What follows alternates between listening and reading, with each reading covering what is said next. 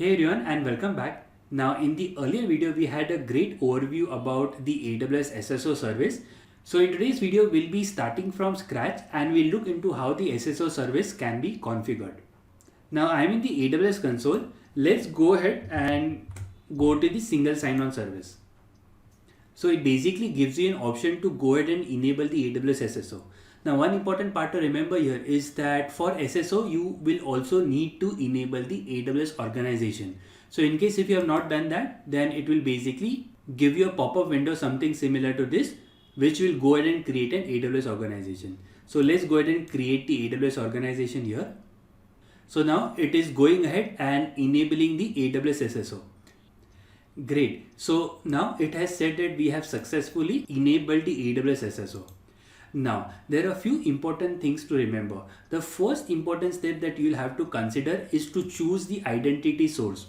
So as we were discussing, the identities can be part of the SSO. So you can go ahead and configure the users, the groups within the SSO itself, or you can integrate it with the third-party identity source like Active Directory. So if you'll do a change, you will see that there are multiple identity source available. So you have SSO, you also have the Active Directory, and you also have the external identity provider. So depending upon the identity provider that is being used, you can go ahead and integrate it.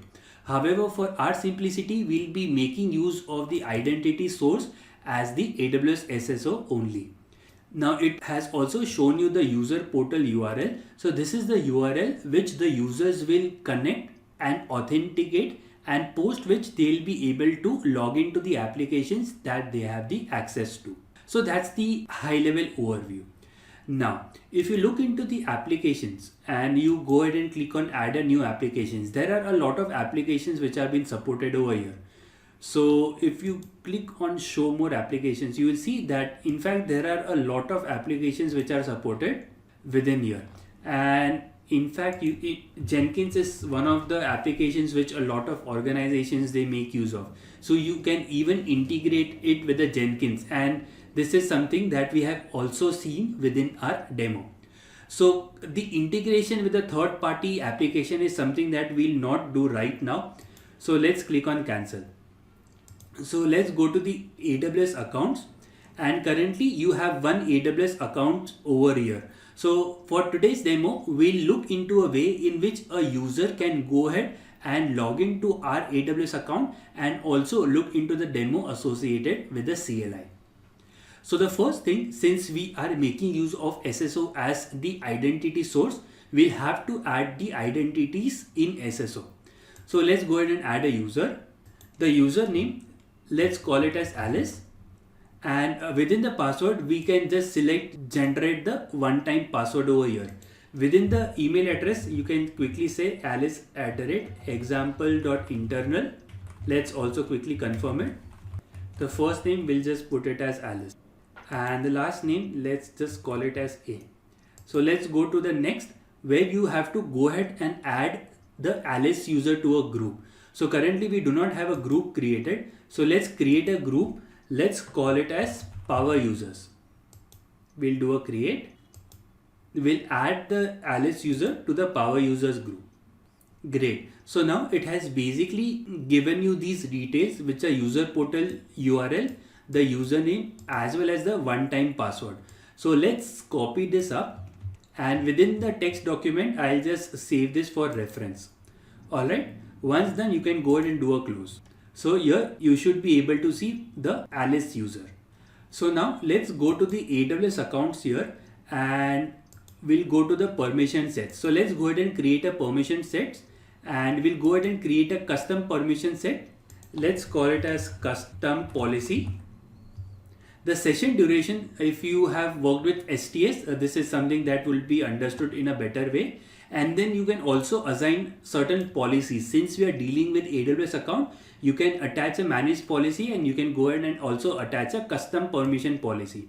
So let's click on managed policy, and we'll give the S3 read-only access for our demo. Let's go ahead and do a create. So this is basically the permission set that has been created. So now once this is done, you can go back to the organization and you can select your AWS account.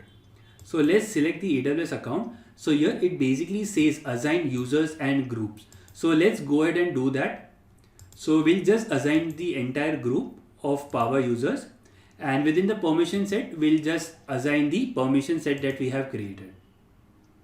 Great. So that's the only thing which would be required. So if you'll see, you have the power users and you'll also have the permission sets that has been created. So now what we can do, we can go to the Ignito mode and we can check if the things are working as expected. So let's go to the Ignito mode. And within the Ignito mode, the first thing that needs to be done is you'll have to open up the start URL. So let's go ahead and add it. So here you can go ahead and add the username as well as the one-time password which has been generated. So once it has successfully authenticated, it will basically ask you to change your password. So let's go ahead and do that. So I'll quickly add a custom password here. Once done, you can go ahead and update the password. So as expected, now you see that you have one AWS account over here. Now similar to the process, you can also go ahead and integrate various third-party applications like Jenkins and so on. So now all the user has to do is that the user will have to click on the account and select the account that is being shown over here. And there are two options. One is the management console and second is the CLI, depending on the use case. So let's click on the management console and the Alice user should automatically logged into the account. So as expected, this thing seems to be working. Now depending upon the permission set that has been configured, the policies that has been assigned will apply accordingly. So within the EC2 console, if you try and go ahead and open up the instances, you see it basically shows you an error saying that you are not authorized to perform the operation. In a similar way, if you go to the S3 console, since we already have the policy of S3, you will be able to see the console, and if there are buckets, you will be able to see the buckets as well. Great. So that is the management console aspect. Now in case if Alice user also needs the keys, then command line or programmatic access can be used, and here you will basically get the STS keys over here. So you have the access key, the secret key, as well as the session token.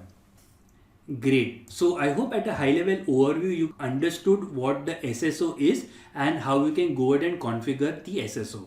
Now what we'll do, we'll conclude the video till now. You can go ahead and perform the steps that we discussed in today's video at your end.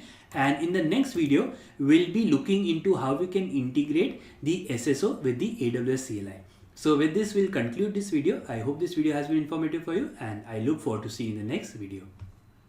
Hey everyone and welcome back. Now in today's video, we'll go ahead and look into how we can integrate the AWS SSO with the AWS CLI. Now the steps to integrate the SSO with CLI are pretty straightforward. Now one important part to remember here is that the SSO and CLI integration feature is only available if you're using the AWS CLI version 2. So this is very important part to remember. So let's start from scratch. So in today's video, we'll go ahead and install the AWS CLI 2 on Linux, and then we'll also look into the configuration aspect. So what I'll do, I'll quickly run a Docker container. Let's call it as SSO CLI, and we'll launch it from the Amazon Linux image. Now anyways, I'm using the Docker for my purposes. In your case, you can go ahead and run the AWS CLI commands that we'll be using in an EC2 instance for practice, or if you have Docker configured within your laptop, you can use Docker as well. So that's the overview. Anyways, we have a great Docker and Kubernetes course in case this is something that you are planning to learn. Anyways, let's quickly connect to the Docker container. So now let's go to the CLI, and the first thing, as it says, that you need to go ahead and do a curl. So let's run the curl command. Again, so the overall command remains to be the same. So even if you're doing it in a CentOS based system or even in a EC2 instance, everything remains to be the same over here. So the first thing, we have downloaded the zip file. The second step over here is to go ahead and unzip it, and third is to go ahead and install it. Now, generally, if you're using the base Amazon Linux base instance, Unzip is something that would not be part. So you can quickly go ahead and install Unzip. Great. So once present, you will see that you have the AWS CLI v2. Let's in fact move this to the root so that it can be better tracked. Anyways, let's go ahead and unzip the AWS CLI. And once done, you can do a AWS install. Great. So now it says that you can go ahead and run the AWS version. Let's try it out. And as expected, you see that we have the AWS CLI version 2. You can also verify if it is within the path, and currently it is within the path as well. Great. So our first requisite of AWS CLI is something that we have completed. Now, the second thing that we need to do is we have to configure the AWS CLI to integrate with SSO. So the command is AWS configure SSO, and then you'll have to provide the start URL of the SSO that has been configured along with the region. So let's try it out. So I'll say AWS configure SSO. Now it is asking you for the start URL. So you can get the start URL from the SSO console. Let's copy it up and I'll add it. The next thing is the region. So currently our SSO is configured within the Singapore region. So let's say AP Southeast 1. And the next thing, it will basically give you the URL for which you'll have to add this specific code. So let's copy this URL and let me paste it over here. So here you'll have to basically add the verification code. So I'll copy the verification code. Let's do a next. So now it says that you will be signed into the AWS CLI. We are quite good. Let's click on sign into the AWS CLI. So here it says that you have successfully signed into over here. So here it will show you the AWS account ID. It will show you the role as well as the default CLI region configuration. Let's call it as US East 1, and the profile name, let's call it as SSO. Alright, so now it says that in order for you to run the commands, you'll have to make use of the profile name of the SSO. Now do remember that in this screen, it did not ask you for the authentication primarily because you were already authenticated. Now in the earlier video, we had already logged in via the Alice user. In case if you have not logged in, then it will also ask you to log in first. So now let's go ahead and try this out. So I'll say AWS S3LS with the profile of SSO. And as expected, the command has successfully executed. The reason why you do not see anything because there are no S3 buckets which are available in this account. Great. So I hope with this you understood the steps which are required to integrate the AWS CLI with SSO. I hope this video has been informative for you and I look forward to see you in the next video.